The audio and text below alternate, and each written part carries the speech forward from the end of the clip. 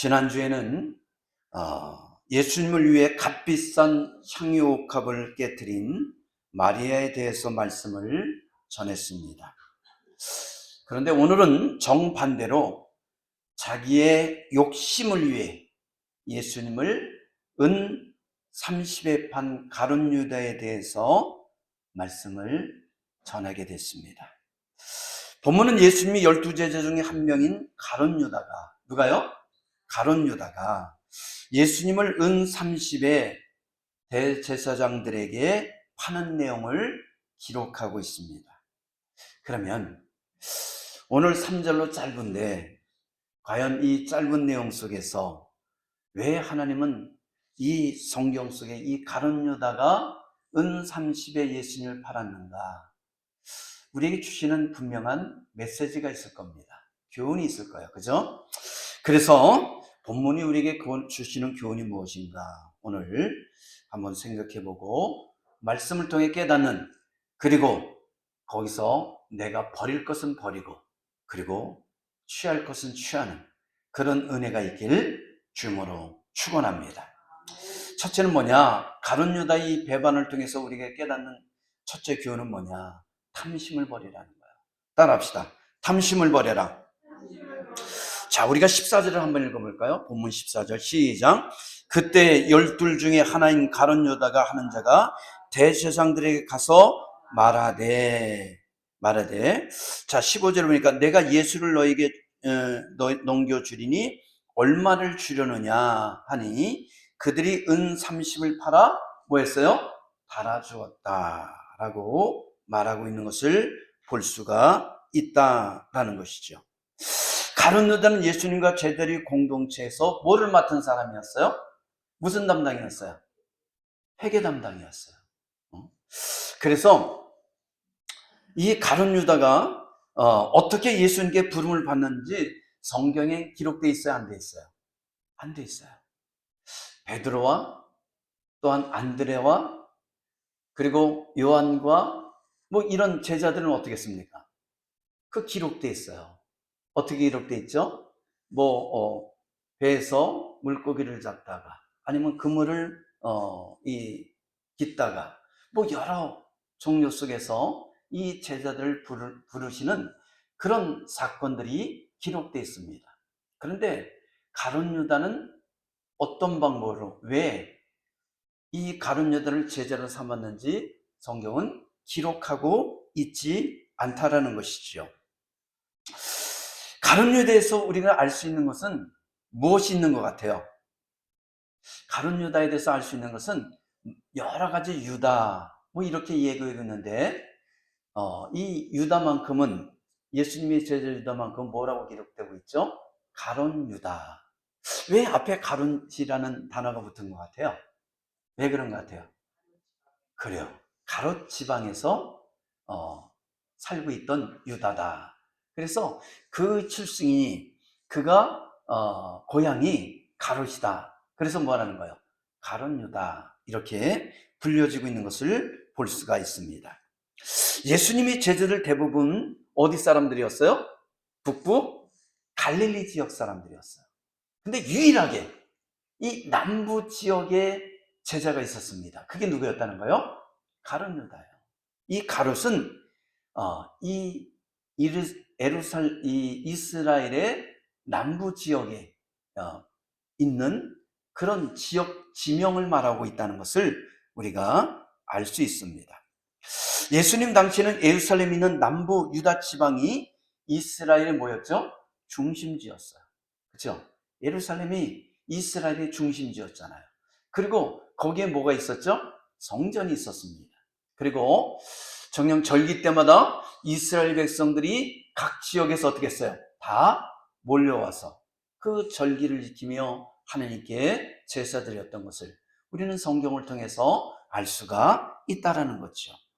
그래서 이 남부 지역이 예루살렘을 중심으로 이 남부 지역이 중심지였기 때문에 문화와 교육이 집중된 곳이었다는 거예요. 그죠? 우리나라는 어디에 정치, 경제, 문화가 다 집중돼 있어요? 서울이잖아요. 그것처럼 이 예루살렘을 중심으로 그 남부 지역이 뭐였다는 거요? 문화와 교육의 중심지였다. 따라서 가룟 유다가 남쪽 유대 지방의 출신이라는 것은 그가 어느 정도 교육 수준이 있는 사람이었을 것이다 라고 뭐 할 수 있어요? 추측해 볼 수 있죠. 짐작해 볼 수 있습니다. 자, 그렇기 때문에 예수님은 이 가룟 유다에게 뭐를 맡긴 거예요? 회계장부를 맡긴 거예요. 우리가 잘 알고는 이 마태복음을 기록한 마태는 무슨 출신이죠? 세리 출신이에요. 세리 출신은 뭐에 밝아요? 이 회계에 동계사는데 밝은 사람이에요. 근데 이 마태를 제치고 가룟 유다를 세웠다는 것은 가룟 유다가 마태보다 더 뭐 할 수 있다는 것을 예수님이 아신 거예요. 더 이 회계에 잘할 수 있다는 것을 아셨기 때문에 마태보다도 누구에게 맡겼던 것 같아요? 가룟 유다에게 맡기지 않았나, 그렇게 생각해 볼 수 있다는 거죠. 그죠? 자, 그렇습니다. 뿐만 아니라 이 가룟 유다가 얼마나 셈에 빠르고 계산에 빠르다는 것을 우리는 이 지난주에 살펴봤습니다. 마리아가 향유옥합을 깨서 예수님 머리에 부었을 때 가룟 유다가 뭐라고 말하죠? 우리가 8절 한번 볼까요? 8절 한번 읽어봅니다. 시작. 죄들이 보고 분개하여 이르되 무슨 의도로 이것을 허비했느냐. 9절 봅니다. 이것을 비싼 값에 팔아 가난한 자들에게 줄 수 있었겠도다. 사실 요한복음에 보면 이게 누가 얘기한 거예요? 제자들이라고 얘기했는데 가룟 유다가 얘기하는 것을 볼 수가 있습니다. 앞장서서. 값비싼 향유옥합을 깨서 예수님 머리에 부자 이 가룟 유다가 그러는 거예요. 무슨 의도로 이것을 허비하느냐. 그만큼 뭐에 밝았다는 거예요? 계산에 밝았다는 거예요. 계산에 밝았다는 거예요. 그잖아요. 향유라는 것은 잠시 조금 이렇게 붓는 거지, 그리고 이 전체를 붓는 것이 사실 아니잖아요. 근데 이 향유옥합을 깨서 전부를 예수님 머리에 부었다라는 것이죠. 그러니까 붕괴한 거예요. 그리고 뭐라고 답하죠? 붕괴하면서 이것을 비싼 값에 팔아 가난한 자에게 주었으면 얼마나 좋았겠느냐, 얼마나 더 합리적이냐 라면서 그 얘기하는 것을 가만히 들어보면 가룟 유다가 굉장히 계산적이고 합리적이라는 것을 알 수 있다는 거예요. 그죠? 객관적이잖아요. 정녕 우리는 감동되면 어떻게 하죠? 마리아는 예수님의 은혜에 감동돼서 그냥 그 값비싼 향유컵을 깨서 예수님 앞에 그냥 붓지만 이 가룟 유다는 그런 게 아니에요. 저것을 예수님 앞에 다 붓는 것보다 팔아서 가난한 자에게 나눠주면 얼마나 그들이 배불리 먹을 수 있을까라는 그런 계산을 하고 있었다는 거죠. 그만큼 뭐하다는 거예요? 계산적이고 합리적인 사람이었다. 뿐만 아니라 이 요한복음 12장 5절에 보면 이 가룟 유다는 이 향유옥합 한 병의 값을 뭐예요? 금방 계산해요. 얼마라고 말하죠? 얼마라고 말하고 있어요? 300데나리온. 이 300데나리온의 가치가 얼마라고 했습니까? 1데나리온이 하루 노동자의 일당이라고 그랬잖아요. 그러면 하루 노동자의 일당이 1데나리온이면 300데나리온은 얼마라는 거예요? 300일. 거의 1년치의 연봉이라는 거예요. 대단한 거 아니에요. 그거를 마리아는 아낌없이 주님 앞에 깨서 부었다면 이 가룟 유다는 굉장히 현실적으로, 계산적으로, 합리적으로 이것을 판단해서 그것을 예수님 앞에 다 붓는 것보다 그걸 팔아서 가난한 자에게 나눠줬으면 얼마나 더 유익하겠느냐, 이렇게 말해요. 자, 가룟 유다의 생각이 잘못됐어요? 잘못되지 않았어요?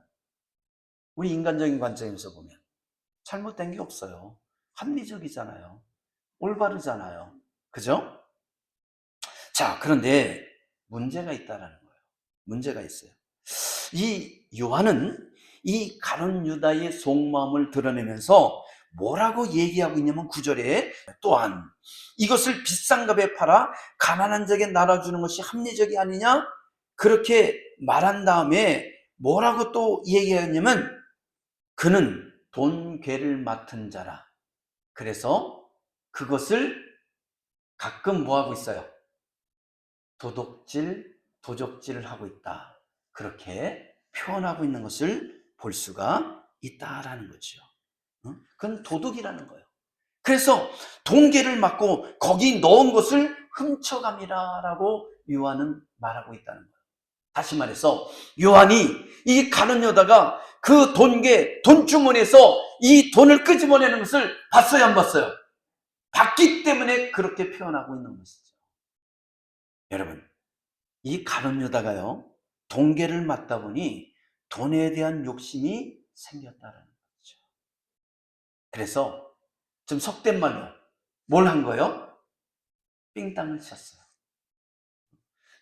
돈주머니에서 슬쩍 뭐 했는 거예요? 끄집어냈다라는 것이죠. 가만히 보면 저도 어렸을 때 보면 넉넉하지 않았잖아요. 그러면 애들이 그 어떤 돈이 생겨서 뭘 사 먹고 그럴 때가 있어요. 그러면 그래요. 야, 너 그거 어디서 났어? 그러면 뭐라 그러게요? 뭐라 그러죠? 아빠 주머니에 슬쩍 했어.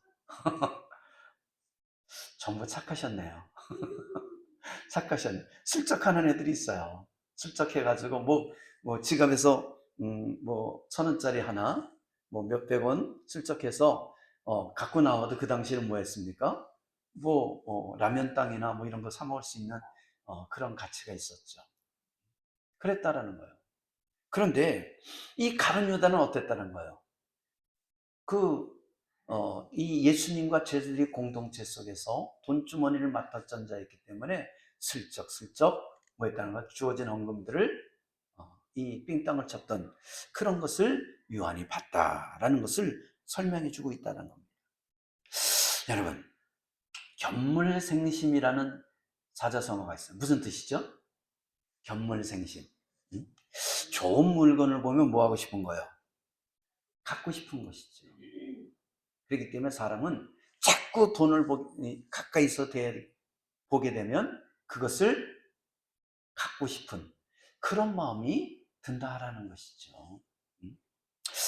여러분, 우리가 성경에 여호수아 7장에 보면 이 아간이라는 사람이 나옵니다. 누가 나와요? 아간이 뭐 했는 사람이죠? 아간이 뭐 했어요? 전리품을 착취했죠. 몰래 숨겼죠. 사실 하나님께서는 이 여리고 성을 공격할 때 너희들이 전리품을 취하게 될 것이다. 그러면 그 전리품들을 너희들이 갖지 말고 다 하나님께 드려라 라고 말씀하세요. 왜 그러죠? 첫 수확이거든요. 그리고 그들에게 다른 성들을 공격해서 취할 때는 그 전리품들을 다 뭐 했어요? 다 나눠갖게 했거든요. 근데 이 여리고성을 처음으로 가나안 땅에 들어와서 이 여리고성을 이 침공할 때는 너희들은 절대로 전리품을 한 사람도 취하지 말라. 왜 그러신 것 같아요? 하나님께서 그들의 마음을, 그들의 중심을 보시기 위한 것이죠. 그리고 진실로 이 땅을 점령해 가는 것에 있어서 전적으로 하나님의 은혜라는 것을 뭐예요? 깨닫게 하기 위한 그런 의미가 그 속에 담겨 있는 거예요. 이것은 너희들 것이 아니라, 너희들이 취하는 것이 아니라, 너희들이 승리케 하는 것이 아니라 누가 승리케 한다는 것이에요? 하나님께서 하십니다. 그리고 전리품을 주는 것도 정녕 너희들이 승리해서 취하는 것이 아니라 누가 준다는 거예요? 하나님께서 주신다는 것을 깨닫게 하기 위한 것이라는 거예요. 근데 견물생심이라고 이 좋은 것들을 보니까 이 아간이 뭐 한 거예요? 그 전리품을 취했어요. 자, 무슨 물품을 취했죠? 무슨 물품을 취했습니까? 신할산 아름다운 외투 한 벌. 신할산 이 외투가 좋았나 봐요. 그걸 취했다라는 거예요. 뿐만 아니라 은 200세겔 또한 금덩이 50세겔을 취해서 어떻게 했어요? 자기 장막 가운데 땅을 파서 숨겨놨다는 거예요. 자, 사람이 알아요, 몰라요? 아무도 몰랐어요. 근데 누가 하셨죠? 하나님은 하셨어요. 하나님은 하셨어요. 그래서 여호수아가 군대를 이끌고 아이성을 침공했는데 쳤어요. 그리고 36명이 죽었어요. 자, 그래서 이 여호수아가 이 티끌을 머리에 뿌리면서, 옷을 찢고 티끌을 뿌리면서 통곡하는 거예요. 하나님, 우리를 출애굽시켜서 40년 동안 광야 생활을 돌게 하고 이 여리고성을 멋지게 승리했는데 이 조그만 아이성을 침공했는데 우리가 패했습니다. 왜 그럴 수 있습니까? 이유가 무엇입니까? 왜 우리가 쳐야만 되는 겁니까? 라면서 하나님께 눈물 뿌리며 기도하는 거예요. 그때 하나님께서 여호수아에게 말합니다. 너희 중에 도둑놈이 있다는 거예요. 내 것을 훔친 자가 있다는 겁니다. 여러분, 어려움이 있습니까? 문제가 있습니까? 정녕 내가 어떤 일을 하는데 사업하는데 정녕 꼬이는 일이 있습니까? 왜 그러죠? 내가 하나님 걸 도둑질했기 때문에 그래요. 어려움이 생기고 있다면 나의 사업수단도 문제가 있고 내가 살아가는 문제가 있지만 항상 먼저 돌이켜볼 것은 하나님과 나 사이 관계를 살펴봐야 돼요. 내가 하나님 앞에 뭔가 잘못하고 있다는 거예요. 그때 제비뽑기를 해서 누가 뽑혔어요? 아간이 뽑혔어요. 그때 넌 뭘 숨겼느냐? 그랬더니 이 얘기를 하는 거예요. 내가 그것이 너무 좋아서 신할산 외투를 하나 숨기고 또한 이 500세겔의 200세겔의 은을 숨기고 50세겔의 금덩이를 숨겼습니다. 라고 고백하고 되는 것을 볼 수 있죠. 거기서 성경에 뭐라고 나와 있는지 아세요? 탐나서. 뭐 해서요? 탐나서. 여러분, 좋은 것을 보면 갖고 싶은 뭘 느끼는 거예요? 욕심이 생기는 거예요. 욕심이 생기는 거예요. 이 욕심이, 탐심이 우리를 하나님부터 멀어지게 하고 죄짓게 한다는 것을 보여주는 일례라는 거죠. 그 결과는 어땠습니까? 아간이 아골골책에 끌려가서 돌로 맞아 죽었고 돌무더기에 쌓여져서 장례가 치러졌다는 것을 우리가 성경을 통해서 알 수 있다는 것이죠. 그래서 로마서 6장 4절은 말합니다. 욕심이 잉태하여 뭐를 낳고요? 죄를 낳고 죄가 장성한 즉 뭐가 되니라? 사망에 이르니라. 여러분, 욕심은 자꾸 자라나요. 그래서 그것이 죄가 돼요. 욕심을 가졌다는 자체는 죄가 아니에요. 그런데 그것이 장성해서 그것이 자라나서 죄를 만들게 된다는 거예요. 근데 죄를 졌으면 빨리 회개해야 되는데 그렇지 않고 그 죄를 자꾸 키우다 보면 끝내는 뭐가 된다는 거예요? 사망하게 된다는 거예요. 누구처럼요? 아간처럼. 또 누구처럼요? 이 가론 유다처럼. 여러분, 돈의 욕심을 부리다가 끝내는 어떻게 됩니까? 가론 유다도 죽임을 당하잖아요. 아니, 스스로 목을 메어 자살하잖아요. 사도행전 1장에 보면 정녕 배가 터져서 창자가 튀어났다고 말해요. 누가 죽인 게 아닙니다.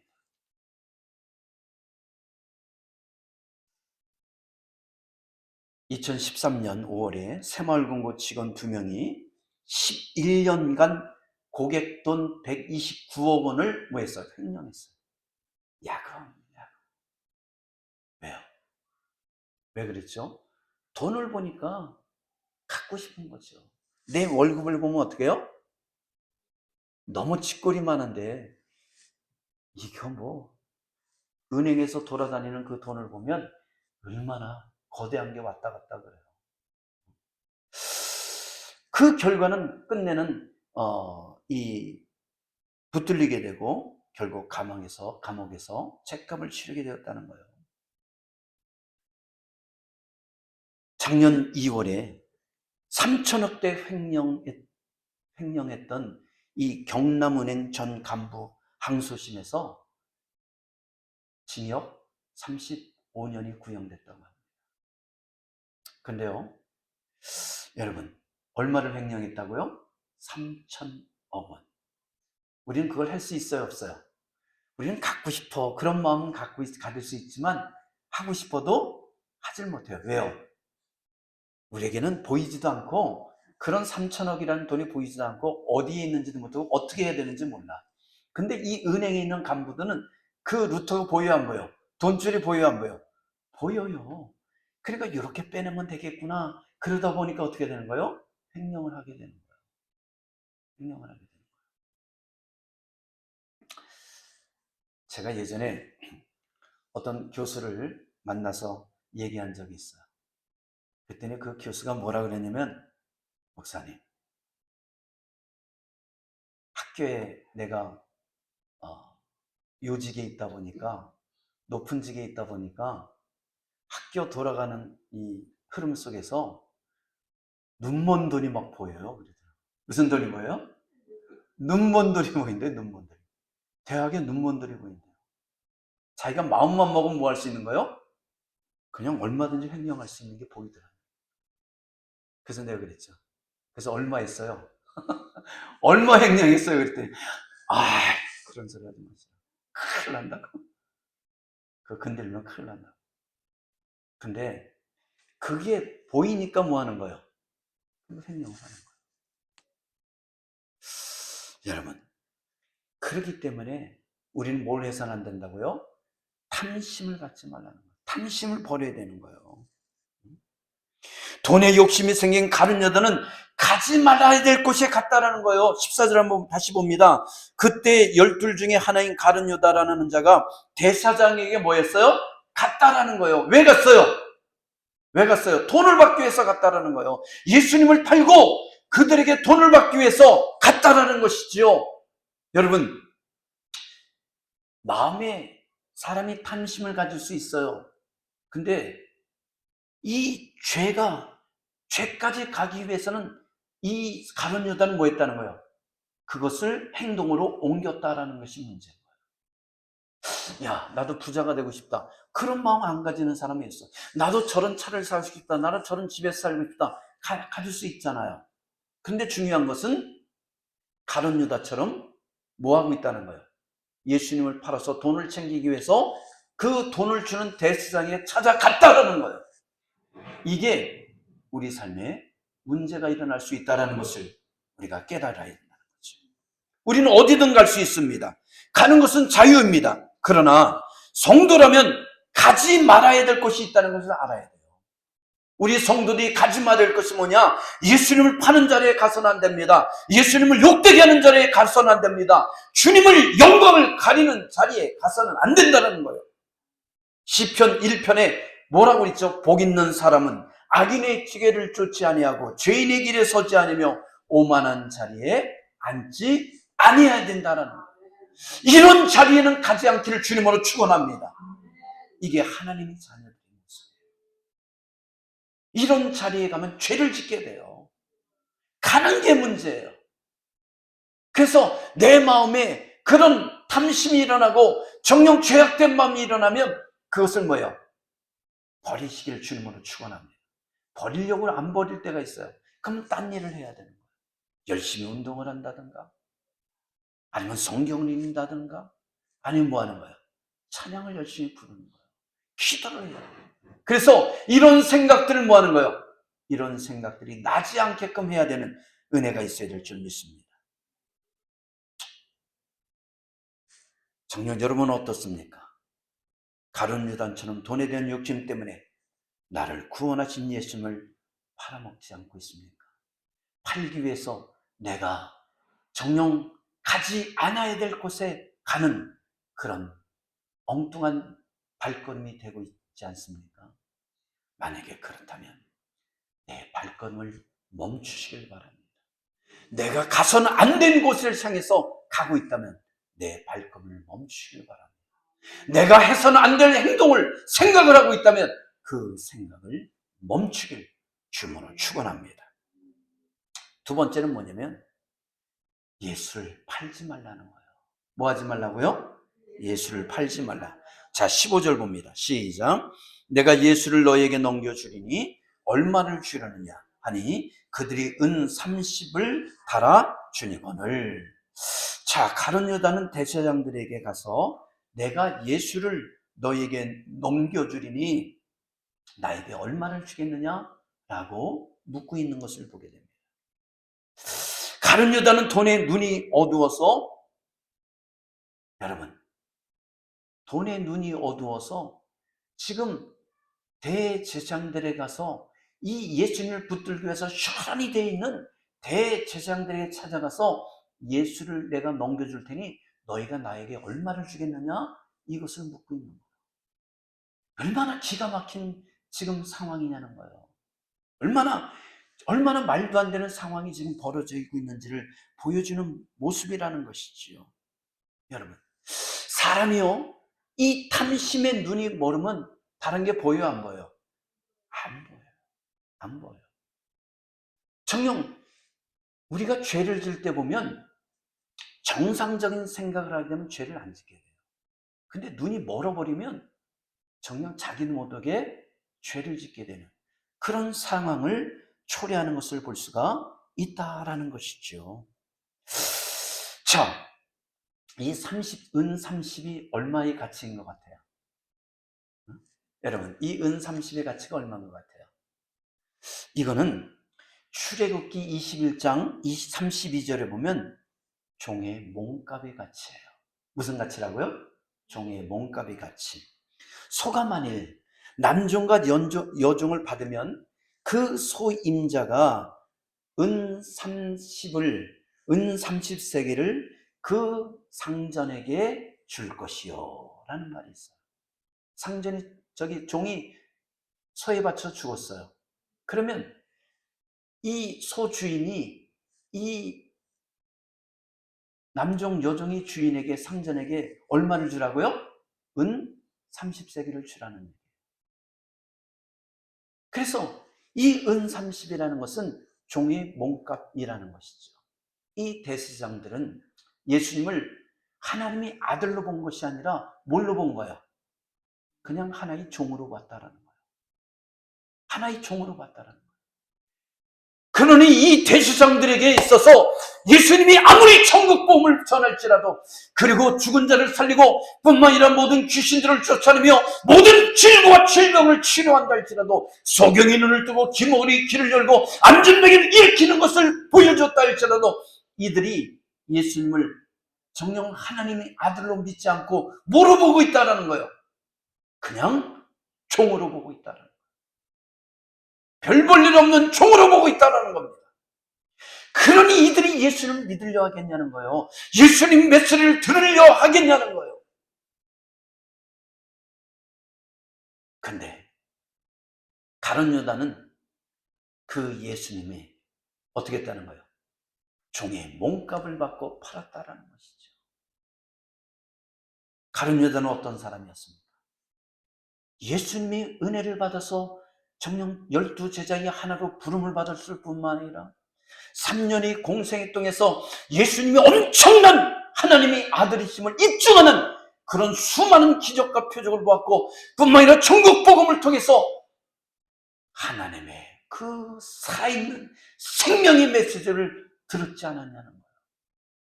그럼에도 불구하고 돈에 눈이 멀어버리니까 예수님이 하나님의 아들로 보이지 않고 뭘로 보였어요? 돈으로 보인 거예요. 예수님을 팔면 내가 돈을 벌겠구나, 이런 가치로만, 이런 기준으로 봤다는 거예요. 여러분, 우리가 신앙생활할 때 이런 사람들이 생각이로 많다라는 거예요. 하나님을 뭐로 봐요? 우리를 구원하시기 위해서 독생자 예수까지 우리에게 십자가에 못 박게 하신 그 하나님의 엄청난 은혜와 사랑을 우리가 보는 것이 아니라, 그래서 내가 하나님의 자녀가 된 놀라운 감격과 은혜 가운데 살아가는 것이 아니라, 하나님을 이용해서 돈을 벌고, 하나님을 이용해서 내가 건강을 얻고, 하나님을 이용해서 내가 이런저런 부귀와 권세를 누리려는 자들이 세상에 얼마나 많은지 몰라요. 그런 자에게, 그런 사람들에게 하나님의 은혜가 있을 수 있어요, 없어요? 없어요. 하나님의 축복이 있을 수 있습니까? 없습니까? 없어요. 그러다 보니까 그들은 뭐라고 얘기하는지 아십니까? 하나님은 안 계신가 봐. 너네들이 믿는, 너네들이 말하는 그는 하나님은 살아계시지 않아. 없어. 그리고 떠나가는 거 아니에요. 하나님은 살아있다는 것을, 하나님은 살아계신 하나님인 것을 깨닫는 은혜가 있기를 주님으로 축원합니다. 가룟 유다가 탐심의 눈이 보이니까 나를 구원하기 위해서 오신 예수님이 안 보이는 거예요. 눈이 가려버렸어요. 그러니까 뭐합니까? 은 30에 팔아버립니다. 우리가 창세기 3장에 보면 아담과 하와가 에덴 동산에서 행복하게 살아가는 그런 모습을 보게 됩니다. 그런데 뱀의 꼬임에 빠져서 미혹되니까 전에는 선악과가 보였어요? 안 보였어요? 안 보였어요. 이건 하나님 먹지 말라고 했어. 그래서 그 중앙 동산에 있는 선악과를 무시하며 살아갔어요. 그리고 그 주위에 있는 모든 맛있는 과일들을 따먹으며 살아갔다라는 거죠. 그런데 뱀의 꼬임에 빠지고 나니까, 미혹되고 나니까 그 선악과가 어떻게 보였어요? 보암직하고 먹음직하고 지혜롭게 할 만큼 탐스러웠더라. 여러분, 사단의 꼬임에 빠져서 눈이 멀었더니 어떻게 보이기 시작한 거예요? 정녕 정상적인 것이 다르게 보이기 시작한다는 거예요.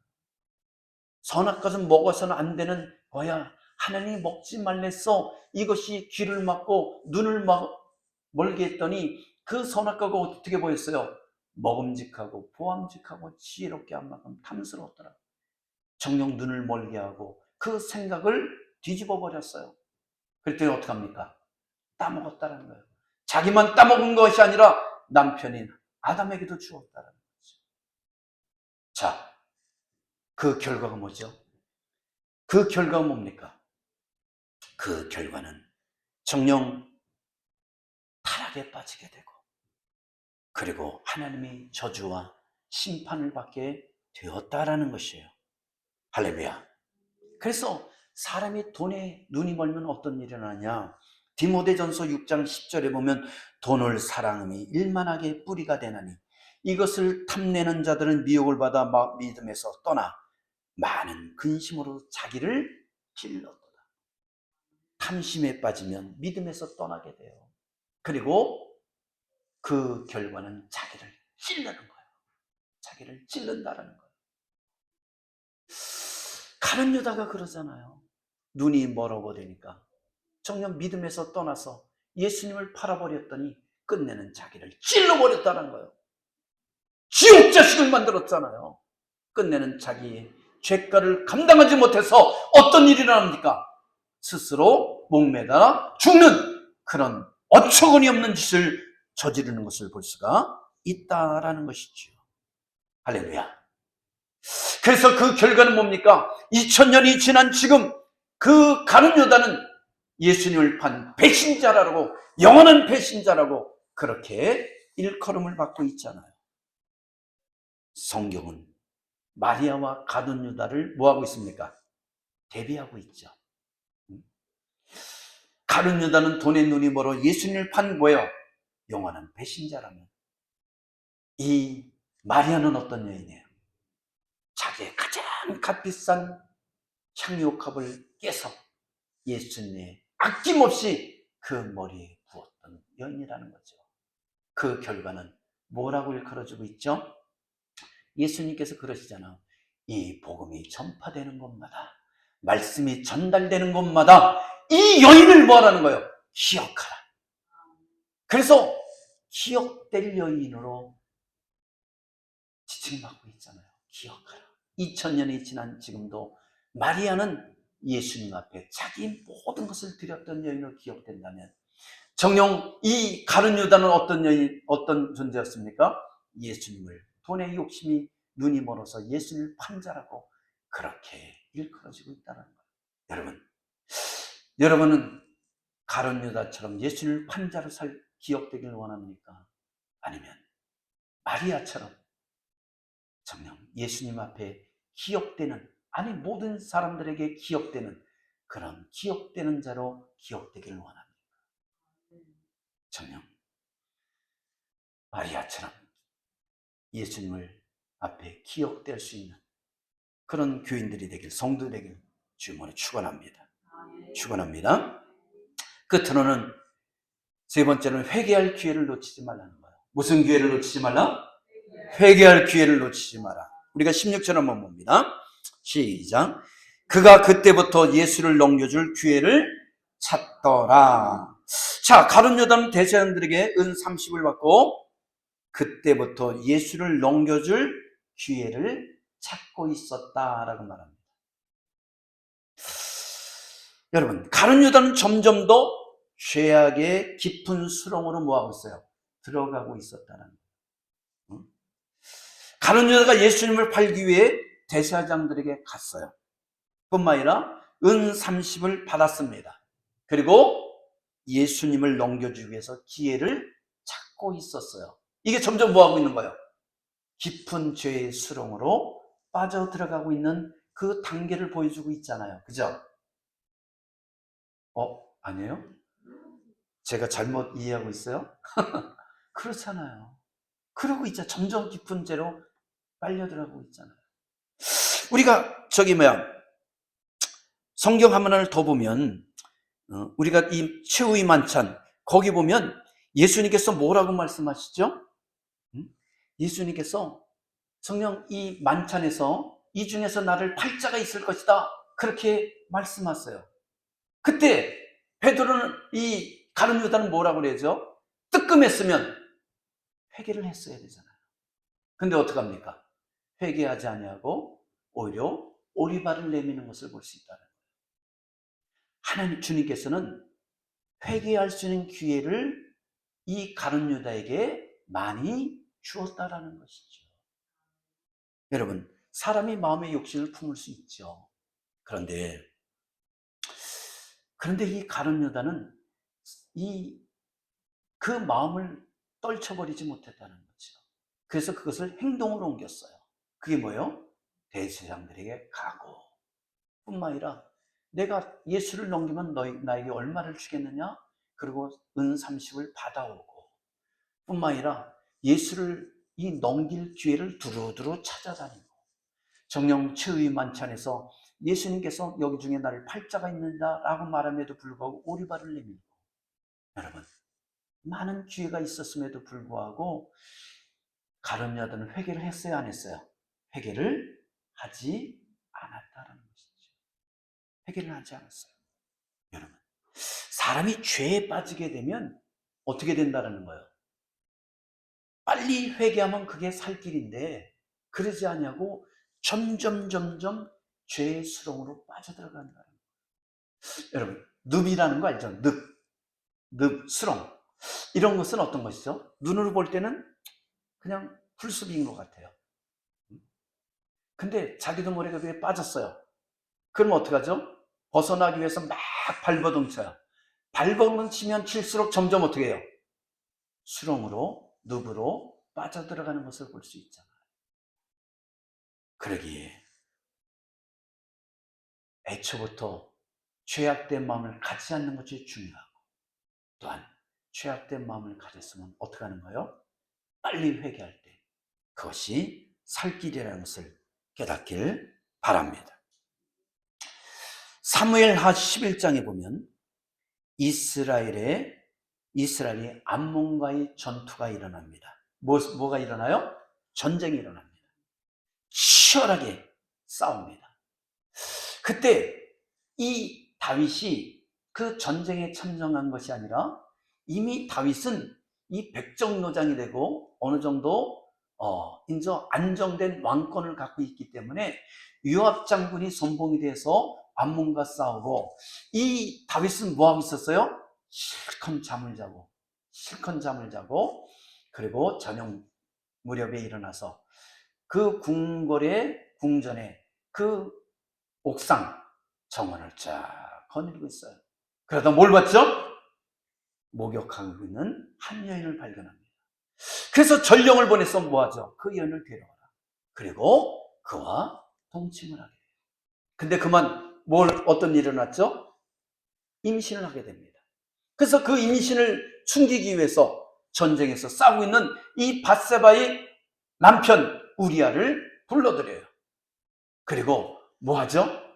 왕의 진미를 그에게 주면서 집에 들어가서 쉬어라, 잠을 자라. 그리고 자기 집으로 보냅니다. 근데 이 우리아는 충신이에요.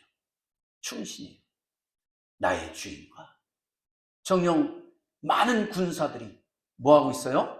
전쟁에서 목숨을 걸고 싸우고 있는데 내가 집에 가서 어떻게 다리를 쭉 뻗고 살 수 있습니까? 그리고 집에 들어가지 않고 뭐 했어요? 그 성전 문 곁에 있는 그 초소에 가서 군사들이 쉬고 있는 그 방에 가서 잠을 잤다는 거예요. 이것이 어떻게 됐습니까? 이것이 다윗에게 전해졌어요. 아무리 설득해도 우리는 집에 들어가지 않고 어디서 자요? 그 문지기들이 자는 방에서 살고 있다는 거예요. 그래서 이 다윗은 어떻게 합니까? 그를 전쟁에 보내 선봉작으로 나서게 해서 창에 맞아 죽게 했다라는 거예요. 여러분, 여기서 다윗이 지은 죄가 뭡니까? 정녕 밧세바를 범한 죄, 더 나아가서 그 임신한 것을 숨기기 위해서 무슨 죄까지 졌어요? 그 남편 우리아를 죽인 죄. 할렐루야. 여러분, 그래요. 사람이 탐심이 생겨서, 욕심이 생겨서 밧세바를 범했어요. 그럼 어떻게 돼요? 죄를 진 것에 대해서 회개를 해야 되잖아요. 근데 그것을 숨기기 위해서 더 큰 죄를 지게 되는 거예요. 그게 뭐예요? 자기의 충실한 충신인 우리아를 정녕 어거지로 전쟁의 선봉장에 내보내서 죽게 했다는 것이죠. 이걸 봤더니 이것을 지켜본 하나님이 어떻게 했습니까? 하나님이 어떻게 했어요? 속되면 열받았어요. 내가 너를 얼마나 사랑했는데 네가 목동 시절부터 나를 경외하며 나에게 기도하며 정녕 목동을 돌봤던 그 모습이 아름다워서 내가 너를 이스라엘의 왕으로 세웠는데 네가 이렇게 추잡한 짓을 할 수 있느냐? 그러면서 어떡합니까? 그때부터 하나님의 진노가 다윗과 다윗 가정에게 임하는 것을 볼 수가 있어요. 여러분, 회개할 때 정녕 내가 잘못한 것을 깨달았을 때 더 큰 그 죄를 덮기 위해서 더 큰 죄를 짓지 말고 빨리 회개할 수 있는 자리를 나올 수 있는 은혜가 있길 주님으로 축원합니다. 그래요. 다윗은 죄를 하나 덮기 위해서 더 큰 죄를 지음으로 말미암아 근데는 하나님 앞에 큰 데미지를 받잖아요.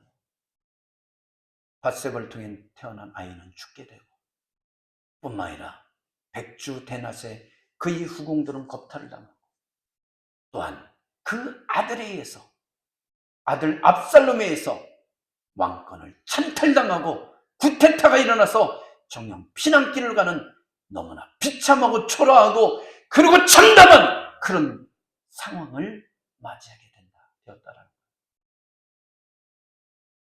그러기에 우리에게 가장 중요한 것은 뭐냐? 내가 잘못한 것이 있을 수 있어요. 그때 뭐 하라는 거예요? 덮으려고 하지 말고 숨기려고 그러지 말고 더 죄를 키우지 말고 회개하는 우리 광문의 성도되기를 주님으로 축원합니다. 요한일서 1장 9절에 보면 만일 우리가 우리 죄를 자백하면 저는 미쁘시고 의로우사 우리 죄를 사시며 모든 불의에서 우리를 깨끗게 하실 것입니다. 할렐루야. 그래요. 우리가 죄를 졌다면 회개할 때 미쁘시고 의로우신 하나님께서는 우리 죄를 뭐 해주신다는 거예요? 사해 주신다라는 거예요. 왜요? 우리의 아버지시기 때문에 그래요. 말씀을 맺고자 합니다. 가룟 유다의 배반 속에서 우리가 깨닫는 것이 뭐라는 거예요? 탐심을 버리라는 거예요. 우리에게 주시는 교훈 두 번째는 뭐예요? 예수를 팔지 말라는 거예요. 하나님의 자녀라는 예수를 팔면 안 돼요. 정녕 주님을 위해서 나의 모든 것을 드릴지언정 내 생명까지 드릴지언정 예수를 팔고 파는 무로 말미암아 하나님의 진노를 받는 그리고 지옥 자식이 되는 그런 어리석음을 범하지 않길 바랍니다. 끝으로는 회개할 기회가 주어졌을 때 그 기회를 놓치지 말고 회개하는 우리 성도들에게 주님으로 축원합니다. 축원합니다. 기도합니다.